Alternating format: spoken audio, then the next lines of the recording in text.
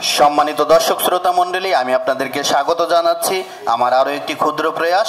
আজ আমি এসেছি রায়বাহাদুর শ্রীনাথ রায়ের বাড়ি, মুন্সিগঞ্জ জেলার সিরাজদি খান উপজেলার শেখেরনগর গ্রামে।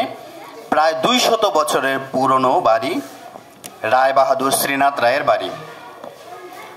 ইছামতি নদীর কুল ঘেঁষা শেখেরনগর রায়বাহাদুর ইনস্টিটিউশনে কাছে ছায়া শনিবীর গ্রামে কালের সাক্ষী হয়ে রায়বাহাদুর শ্রীনাথ রায়ের বাড়িটি যেন ইতিহাস ও ঐতিহ্যের বিভিন্ন অজানা কথা জানান দিয়ে যাচ্ছে।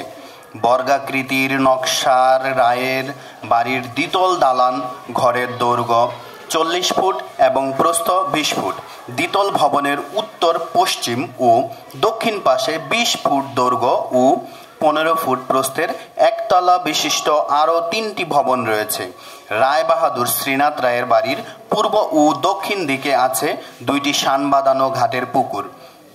অত্যন্ত দানশীল ও মুন্সিগঞ্জের অন্যতম ধনাঢ্য শ্রীনাথ রায়কে ব্রিটিশ শাসকেরা রাজা ও রায়বাহাদুর উপাধিতে ভূষিত করেছিলেন। 1322 বঙ্গাব্দের 21 শ্রাবণ বাংলার প্রথম গভর্নর লর্ড কারমাইকেল একটি দাতব্য চিকিৎসালয় উদ্ভাবনের জন্য রায়বাহাদুর শ্রীনাথ রায়ের বাড়িতে আগমন করেছিলেন। 1947 সালে দেশ বিভাগের সময় রাজা শ্রীনাথ রায়ের পরিবারের সকল সদস্যগণ কলকাতা পাড়ি জমান। বর্তমানে তার বাড়ির যে যতটুকু অবশিষ্ট রয়েছে আমি আপনাদেরকে দেখানোর চেষ্টা করছি।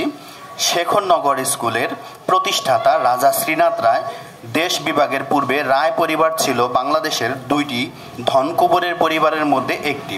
বিক্রমপুরের রায় পরিবার বহু জনহিতকর কাজ করে গিয়েছেন। বিদ্যালয়, মন্দির, হাসপাতাল, ক্লাব ইত্যাদি প্রতিষ্ঠা করেছিলেন। ইংরেজ বিরোধী আন্দোলনের বিপ্লবে অর্থ দিয়ে সাহায্য করতেন এই জমিদার পরিবার। ধন্যবাদ জানাচ্ছি আমি আপনাদের সবাইকে। আমার এই ক্ষুদ্র চ্যানেলটিকে আপনারা সবাই সাবস্ক্রাইব করবেন।